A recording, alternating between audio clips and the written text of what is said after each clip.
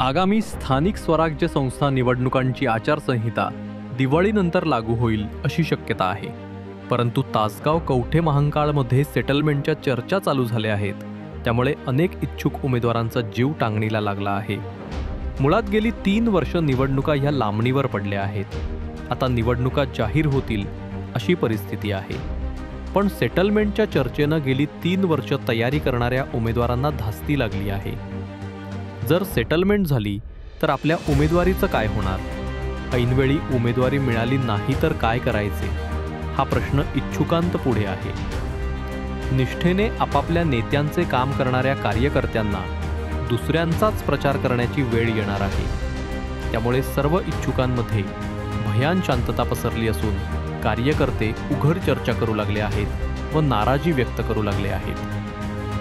Tasgaon live news मराठीसाठी प्रतिनिधी राज चव्हाण.